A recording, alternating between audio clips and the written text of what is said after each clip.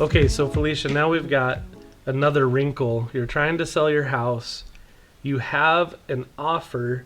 It's a good offer, but written in there is that they have to sell their house before they can close on your house. Mm-hmm. Like, is that, people really do that? Or what does that look like? If that's the only offer you have and you have time to kill, go for it if you really like the offer. If not, and you have other offers that are not contingent, there's that word again, contingent on someone selling something, don't do it if you don't have to.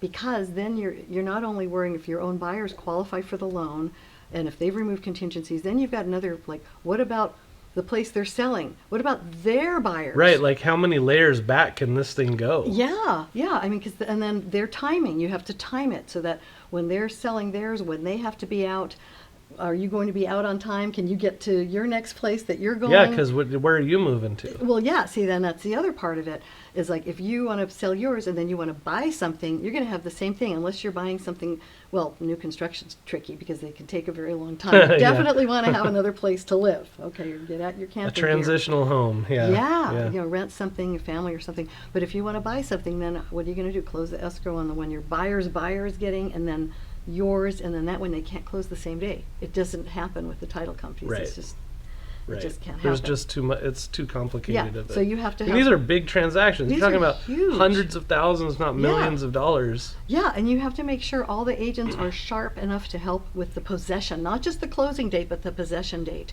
And when people get the keys, like maybe someone's going to close escrow, but maybe you're going to, as a seller, you're going to be living there another Like week. a rent back. Do you really want to give something them your like that. keys Yeah, according to right. the contract on that day, or do you want to wait till you're out? So in case they Right. want to come and watch TV with you or something weird.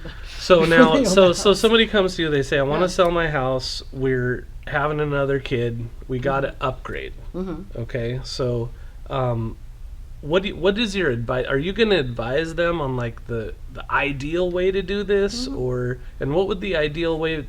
Do you sell it and then get moved into temporary housing, and then you can go find a home that you want to buy, or do you try to time it? What's the best way? The best way, it might be different for the particular For person. each person, But in okay. general, I think the best way is you want to get your home on the market, get it sold with the right buyer, not someone who needs to sell their home unless all the pieces in the universe Right. aligned and all that. And you have a buyer who's willing to wait for you to find another home, and then you have to find and hope the seller from whom you are buying is not also trying to buy a home. So it's a lot of things to. What to about work on.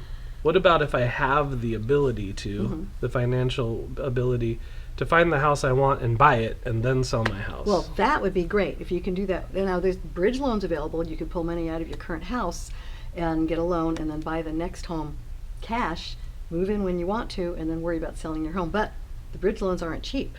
Right. You're hoping and do they that get it only more lasts- expensive the longer they go? Yeah. Yeah. So Okay. if you can time it right, but this is something I discuss with the seller if that's going to work out for them.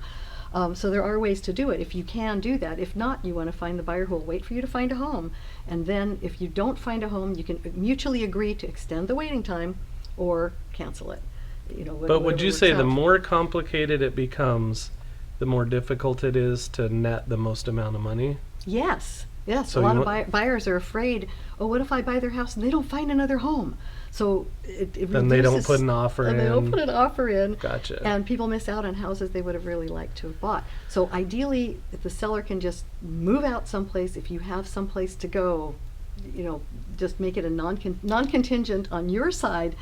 You're just selling That's the the house. best way. Yeah, and do it. And if the buyer doesn't have to sell something, that's the nice, easy way. We don't always get the nice, easy way. No, which is, not usually. which is why we're professionals and we, Right. we're prepared for the hard things. Yeah. We love when it's the easy thing and no one has stress, but it's just part of the thing. When you're Well, dealing with a lot of I money. think you can tell if you listen to what Felicia just told us. She has seen a lot of these different kind of transactions and how they can work and which ones are the best. If you're thinking about selling your house and you want to talk to somebody who really knows what they're doing to get the best advice, this is the lady to call. Thank you, John. Thank you for coming out today. It's so cool to see you. It's been a long pleasure. time. Thanks. Very happy. Thanks so much. And again, I'm John, and this has been This Week in Santa Clarita Real Estate.